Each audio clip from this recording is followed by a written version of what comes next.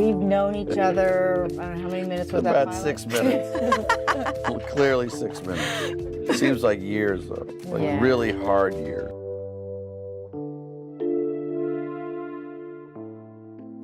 You think you know Last Man Standing inside and out? Think again. Behind the laughter, the family dinners, and the outdoorsy dad jokes lies a story far stranger than you can imagine. This show didn't just survive television's ruthless world, it defied it. From shocking network politics to mysterious recasts and eerie coincidences that blurred the line between fiction and reality, Last Man Standing became a quiet legend of modern television. What began as a simple sitcom evolved into one of the most unpredictable success stories in Hollywood history. So, buckle up, because we're counting down 20 of the weirdest, most controversial, and downright unbelievable facts about Last Man Standing, starting with the one that made the entire industry stop and stare: the shocking network resurrection. When ABC canceled Last Man Standing in 2017 after 6 successful seasons, fans were stunned. The show had strong ratings, loyal audiences, and a steady following. No one saw it coming. Yet, what happened next became one of television's strangest comeback stories. A full year later, Fox stepped in and revived the show, granting it a second life few sitcoms ever receive. This was not a simple network transfer. It was a corporate rescue mission, driven largely by fan outrage and social media pressure. Viewers accused ABC of canceling the show for political reasons, given Tim Allen's conservative leanings and the show's subtle social commentary. Though the network denied any bias, the timing and reasoning behind the decision fueled speculation. Fox, seeing an opportunity, picked up the series, transforming what could have been a quiet ending into a cultural flashpoint. When Season 7 premiered on its new home, it opened to over 8 million viewers. That number spoke volumes about audience loyalty. Last Man Standing didn't just return. It returned louder, bolder, and more defiant than ever. The resurrection proved one thing: sometimes, the people's voice can bring the dead back to life, even in Hollywood's cutthroat world. The great recasting mystery. In the world of sitcoms, continuity is sacred. Audiences grow attached to faces and personalities, and even small changes can spark outrage. Last Man Standing broke this rule more than once. The show's earliest seasons saw multiple cast reshuffles, and none were as startling as the replacement of Kristen Baxter, the eldest daughter. Originally played by Alexandra Krosny in Season 1, Kristen suddenly reappeared in Season 2, with a new face, Amanda Fuller. There was no in-universe explanation, no storyline transition. It simply happened, leaving fans confused. But it didn't stop there. Later, Mandy Baxter was also recast, switching from Molly Ephraim to Molly McCook when the show was revived on Fox. These sudden changes were not due to creative direction, but scheduling conflicts and production timing. Still, the tonal shift was palpable. Mandy's quirky energy and Kristen's grounded realism changed under new portrayals, subtly altering family chemistry. What made it weirder was that the show seemed self-aware. Writers occasionally slipped in jokes hinting at the changes, as if to wink at observant fans. It was one of those rare cases where a sitcom embraced its own inconsistency and somehow survived. Last Man Standing became a living experiment in adaptation, surviving what would sink most shows: when the older sister was younger. Here's a fact that baffles almost everyone who hears it. In the first season of Last Man Standing, the actress who played Mandy Baxter, Molly Ephraim, was actually older than Alexandra Krosny, who played her older sister Kristen. That's right, the supposed middle daughter was older in real life than the eldest. It sounds trivial, but in Hollywood, where casting is often obsessed with age precision, this kind of reversal is rare. Usually, casting directors go to great lengths to maintain believability, but Last Man Standing didn't seem to care much for convention. The sisters' dynamic worked, their chemistry clicked, and the illusion held. The age swap added an unintentional layer of irony to the family dynamic. Mandy's impulsive, fashion-obsessed personality contrasted sharply with Kristen's mature and responsible demeanor. Behind the scenes, though, it was the younger actress portraying the grown-up. Fans who later discovered the truth couldn't unsee it, and it became one of the show's favorite trivia pieces. While it didn't change the storyline, it did highlight how age in Hollywood is more about perception than numbers. In the end, Last Man Standing proved that a convincing performance matters more than a birth date, and sometimes the younger sister is actually the older one. Easter eggs from another lifetime. Tim Allen's Last Man Standing is often seen as the spiritual successor to Home Improvement, the hit sitcom that made him a household name in the 1990s. But what many viewers missed were the countless Easter eggs woven into the newer show that directly reference his earlier success. From props to dialogue, Last Man Standing quietly celebrated Allen's television legacy. In one memorable episode, Mike Baxter appears next to a poster of Tool Time, the fictional show from Home Improvement. In another, his old co-star Richard Karn even makes a guest appearance as an outdoor store customer. The jokes were subtle but deliberate, little winks to longtime fans who grew up watching Allen build things, break things, and philosophize about manhood on national TV. The most famous Easter egg came later, when Tim Taylor himself appeared as a character in Last Man Standing. The two Tims, Allen as Baxter and Allen as Taylor, actually met in a crossover episode that blurred fiction and nostalgia. These moments weren't just clever references. They represented a kind of full-circle storytelling, showing Allen acknowledging his past while reinventing his present. For fans, it was a surreal meeting of two television worlds, one that left them grinning in disbelief. The curious case of Ed's Basque roots. Among the many strange details tucked into Last Man Standing is a cultural twist that almost no one talks about. In one episode, Ed Alzate, the gruff yet endearing co-owner of Outdoor Man, casually mentions that he's Basque. The line passes quickly, treated like a throwaway joke, but it reveals something surprisingly specific about the character. The Basque people, an ethnic group from the border region between Spain and France, are known for their independence, strong traditions, and love for food and craftsmanship. For Ed, a proud business owner who values loyalty and autonomy, the connection suddenly makes sense. It's as if the writers slipped in a cultural Easter egg, explaining his stubborn charm. Yet, what makes it weirder is that this background is never explored again. The show never expands on Ed's heritage, leaving that tiny revelation hanging like a forgotten thread in a tapestry. It's one of those details that feels both accidental and intentional. Too specific to be random, too brief to be meaningful. Fans who caught the reference began debating whether it reflected something personal about actor Hector Elizondo himself, who has a rich multicultural background. Regardless, Ed's Basque comment remains one of the strangest little gems hidden inside Last Man Standing's world. The ham radio, secret hidden in plain sight. Most viewers saw Mike Baxter as a rugged outdoorsman and family man, but few realized that his ham radio hobby was more than just a prop. In several episodes, the show included actual amateur radio terminology, accurate call signs, and even correct radio operating procedures. The writers did their homework. When Mike sits at his desk calling out, "CQ, CQ, this is KA0XTT," that sequence isn't random gibberish, it follows the official format used by real operators. This level of detail is rare in sitcoms, where realism is usually sacrificed for humor. Some real ham radio enthusiasts even noticed and praised the authenticity, calling the show's portrayal surprisingly accurate. In one memorable episode, Ed joins in from Brazil using a proper PY prefix, which matches the country's official amateur radio designation. Whether it was a nod to hobbyists or simply a character-deepening device, the inclusion of real-world radio culture gave Mike a hidden dimension. It connected his love for independence and communication with an actual subculture built around the same values. Beneath the laughter and family chaos, Last Man Standing was broadcasting something genuine, a quiet respect for craftsmanship, precision, and old-fashioned connection in a digital age. Outdoor Man was a real place. One of the most surprising facts about Last Man Standing is that the Outdoor Man store, the heart of Mike Baxter's world, was based on a real location.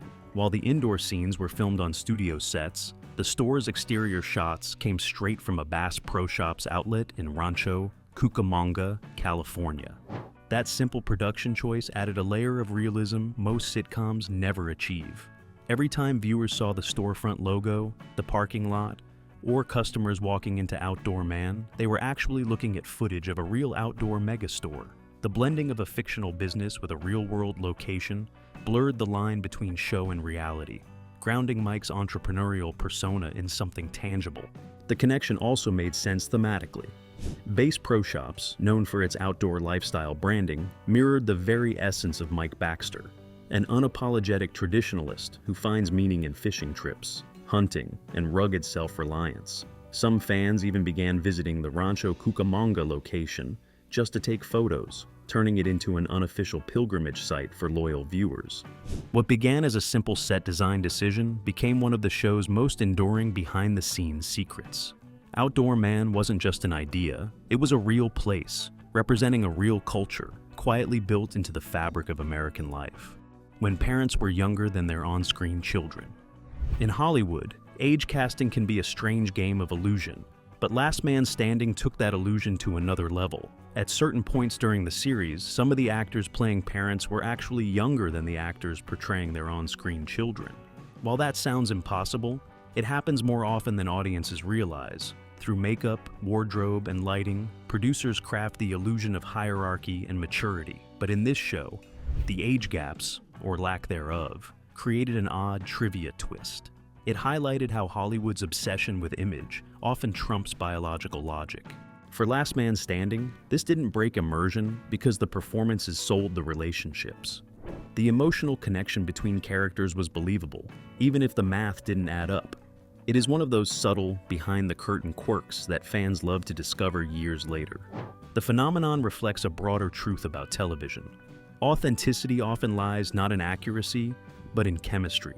It's less about who is technically older and more about who feels older. So while the Baxter family's age dynamics might not hold up to a birth certificate test, they held up perfectly on screen. And in the end, that's all that mattered to viewers, believing if only for 22 minutes at a time. The faked heart attack. Sitcoms often thrive on exaggeration, but one storyline in Last Man Standing surprised even its loyal fans. In an episode filled with comedic tension, Vanessa Baxter faked a heart attack to win an argument. What began as a joke escalated into a full-blown hospital scene, leaving viewers both laughing and unsettled. The move was bold. While sitcoms occasionally explore health scares for drama, using a faked medical emergency as comic relief pushed boundaries. Critics debated whether it crossed the line, while others saw it as an example of the show's willingness to lean into uncomfortable humor. It captured the imperfect, sometimes morally gray world that Last Man Standing often portrayed. The episode's emotional weight came from Nancy Travis's performance. She balanced comedy with just enough realism to make the moment believable. When the truth was revealed, it wasn't just funny. It was awkward, even a little painful. That tension was intentional. It mirrored how families manipulate, forgive, and laugh through uncomfortable truths. In hindsight, the fake heart attack episode became symbolic of the show's tone, grounded yet unpredictable, funny yet reflective. It proved that Last Man Standing could push the limits of sitcom storytelling while still finding the humor in human imperfection. The daughter who became the son figure. Eve Baxter's storyline in Last Man Standing broke television norms in a way few sitcoms dared to attempt. In the season 4 premiere titled Here's the Kicker, Eve decides to join her high school football team, not as a cheerleader, but as a kicker. What made the plot stand out was its subtlety. The episode did not turn her decision into a political statement or a dramatic speech about gender equality. Instead, it treated her ambition as natural, an honest reflection of who she had always been. Confident, competitive, and quietly fearless.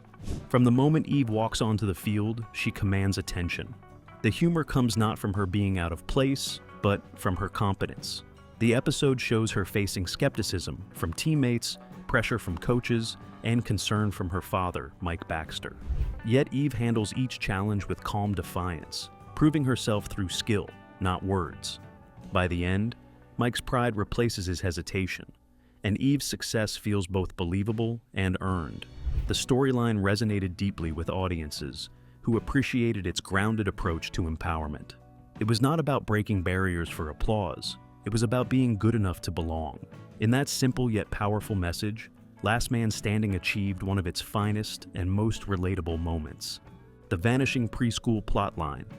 Every long-running sitcom has storylines that mysteriously disappear, but Last Man Standing might hold one of the strangest examples.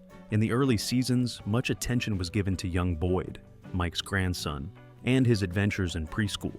The institution even had a memorable name, Happy Happy Rainbow. In one episode, Boyd became the first child ever expelled from the cheerful-sounding school, sparking both comedy and commentary about modern parenting. Yet, after a few seasons, the entire subplot vanished. The preschool, the teachers, and even the references to Boyd's early education quietly faded from existence. There was no explanation, no transition, and no mention in future episodes.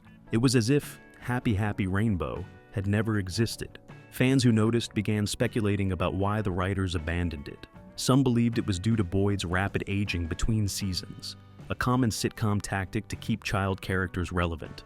Others thought the storyline simply ran its course. Regardless of the reason, the sudden disappearance added to the show's growing list of odd creative choices. It became one of those moments where Last Man Standing mirrored life itself. Children grow up, routines change, and some chapters close quietly without ceremony. What was once central simply drifted away, leaving only a memory for observant fans to recall. The political hat controversy. Politics and comedy rarely blend without stirring emotions, and Last Man Standing found that out firsthand.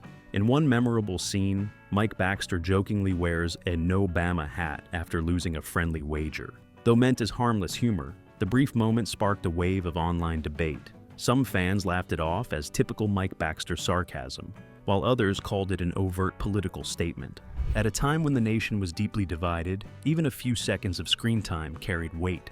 Critics accused the show of pushing a partisan agenda, while supporters defended it as authentic expression of a character's beliefs. Tim Allen later clarified in interviews that the show aimed to portray real family differences without hostility. He emphasized that humor was never intended to divide, but to reflect modern households honestly. The No Bama moment became symbolic of Last Man Standing's delicate balance between entertainment and cultural commentary. It showed that even lighthearted comedy could ignite serious conversation about freedom of speech and representation in media. What began as a joke became one of the most debated snippets in the show's history, a reminder that sometimes laughter can reveal the fractures beneath the surface. Canceled at its peak. In television, success usually guarantees survival, but Last Man Standing proved that rule wrong. When ABC canceled the series after its 6th season, the decision stunned fans and critics alike. At the time, it was one of the network's top-rated comedies, pulling in millions of viewers each week. Ratings weren't the problem. So, what went wrong? Officially, ABC cited scheduling and programming shifts. Unofficially, speculation ran wild. Some believed the show's conservative tones made it an uncomfortable fit for the network's evolving brand. Others pointed to contractual costs. After 6 seasons, the financial arrangement between ABC and 20th Century Fox Television was due for renewal, and that meant higher expenses. Whatever the reason, the cancellation sparked a backlash unlike any other. Viewers launched petitions, flooded social media, and called for rival networks to step in. For months, the debate raged, transforming the sitcom into a cultural flashpoint about bias, free speech, and corporate priorities. Then, against all odds, Fox revived it. That revival became an industry case study, a reminder that ratings don't always save shows, but passionate fans sometimes can. The Last Man Standing cancellation remains one of the strangest paradoxes in modern sitcom history, a hit show too successful for its own network. The return of Tim Taylor. In a rare television crossover, Last Man Standing pulled off a moment that thrilled nostalgic fans everywhere. During the episode titled Dual Time, Tim Allen reprised his iconic home improvement character, Tim Taylor, appearing opposite his Last Man Standing persona, Mike Baxter. The scene was surreal. 2 versions of Tim Allen stood face to face, exchanging witty banter and heartfelt reflections. Tim Taylor was visiting Outdoor Man as a home renovation consultant, while Mike Baxter was curious but skeptical about the legendary Tool Man. Their meeting was both comedic and emotional, blending decades of television history into one brilliant exchange. The writers used this crossover to explore deeper themes: aging, identity, and legacy. Mike and Tim compared notes on family, work, and changing times, subtly allowing Allen to acknowledge his journey as both actor and creator. Fans celebrated the episode for its self-awareness and warmth. It wasn't just a nostalgic gimmick. It was a farewell letter to home improvement fans and a reflection on how far Allen had come. In that moment, fiction and reality blurred beautifully. making it one of the most memorable sitcom crossovers in modern TV. The football kicker who broke the mold. One of Last Man Standing's most empowering storylines came when Eve Baxter, the youngest daughter, joined her high school football team as a kicker.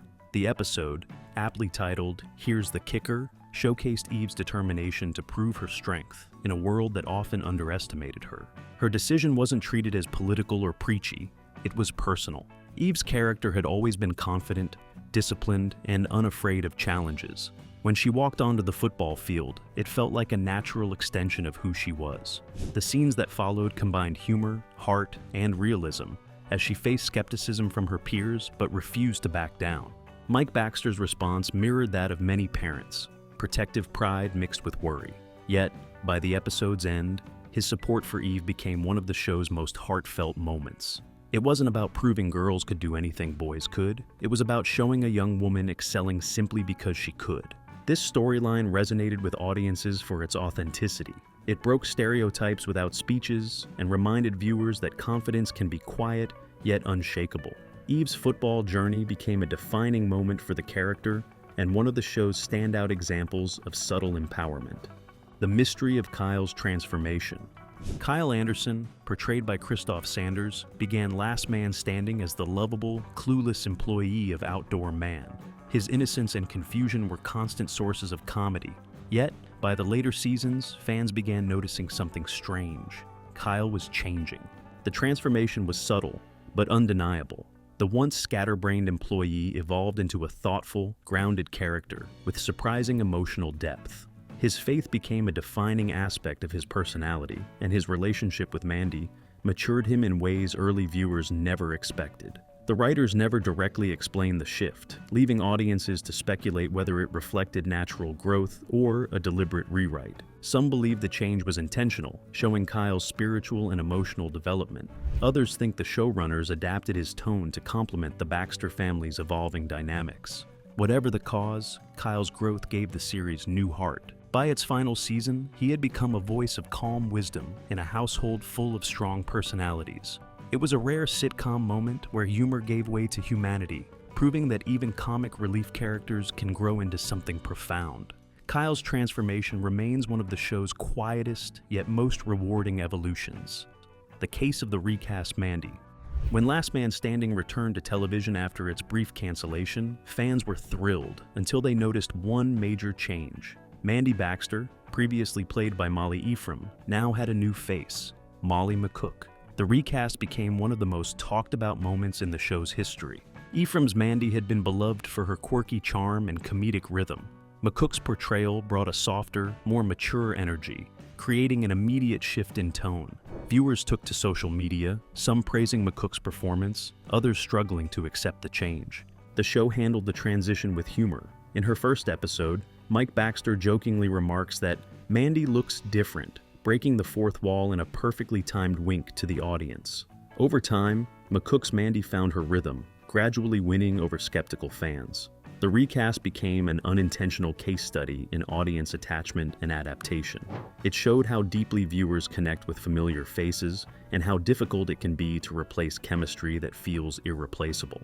Despite the initial backlash, McCook's Mandy brought new warmth and maturity to the series, helping Last Man Standing evolve gracefully into its next era, the disappearing grandson.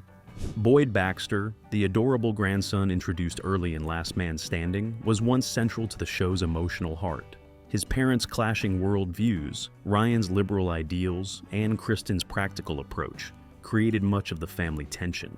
But then, without warning, Boyd started appearing less and less until he quietly vanished. Fans were puzzled. A character so important to the show's premise had seemingly evaporated. There was no dramatic exit or storyline conclusion, just fewer scenes and eventual silence. Some assumed the actor's age jump between seasons created logistical challenges. Others speculated that as the show shifted focus toward adult relationships and workplace humor, Boyd's presence no longer fit. The disappearance became one of the most discussed mysteries in the fandom. When the revival began, Boyd appeared briefly, but the spark of earlier seasons was gone. Even the Baxter family seemed to move on without much mention. In hindsight, Boyd's quiet fade out represented something deeper about Last Man Standing, a sitcom that constantly reinvented itself. sometimes at the cost of continuity. It reflected the way families change over time. Children grow up, focus shifts, and life keeps moving. Still, for fans of the early seasons, Boyd's absence left a hole that no amount of clever writing could quite fill. The disappearing fish tank episode. In the long history of Last Man Standing, there's one episode that fans have hunted for but can't seem to find. Rumor has it that an early script involved Mike Baxter's obsession with a malfunctioning fish tank at Outdoor Man, a comedic metaphor for management gone wrong. The story was written, rehearsed, and reportedly filmed, but it never aired. No official explanation was given. Some production insiders suggested the episode was cut for pacing reasons. Others whispered that it included a product placement deal that fell through at the last minute. Whatever the truth, it became one of the show's most mysterious production stories.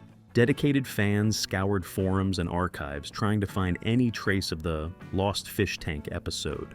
A few crew members even confirmed its existence in interviews, but offered no details. It's believed that portions of the script were repurposed for later episodes involving Mike's DIY misadventures. In the end, the missing episode became legend, a ghost story within the sitcom world. It represents how much is created, cut, and forgotten in the making of television. While fans may never see the mysterious aquarium fiasco, its story lingers, reminding us that even in comedy, some things remain lost beneath the surface.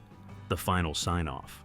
When Last Man Standing aired its final episode in 2021, it ended not with a loud farewell, but with quiet grace. The finale, titled Keep On Truckin', captured everything the show had been about: family, work, humor, and faith. In the closing moments, Mike Baxter's beloved truck was stolen, symbolizing the unpredictable twists of life. Instead of outrage, Mike accepted it with calm reflection, delivering one last Outdoor Man vlog that spoke directly to the audience. You build something, you care for it, and then one day, you let it go. It was more than a line. It was a farewell message from Tim Allen himself to the fans who had followed his journey for nearly a decade. Behind the scenes, emotions ran high. Cast members reportedly cried during filming, knowing it was truly over this time. The show had been canceled, revived, and redefined, an unlikely survivor in an ever-changing television world. The finale left audiences satisfied but wistful. Last Man Standing had outlived networks, controversies, and recasts, standing tall through every storm. Its final message echoed the spirit of its title: keep standing, keep building, and keep laughing. In the end, that resilience, both on and off screen, became the legacy that would never fade. Last Man Standing was more than a sitcom about one man's family and his love for the outdoors. It was a mirror of modern American life, its humor, its divisions, its growth, and its quiet resilience. Through laughter and reflection, the show explored what it means to stand firm when the world keeps shifting. From lost storylines to unexpected comebacks, it proved that strength often hides in imperfection. In the end, Last Man Standing left audiences with one lasting truth: even when everything changes, faith, family, and the courage to keep going never lose their place.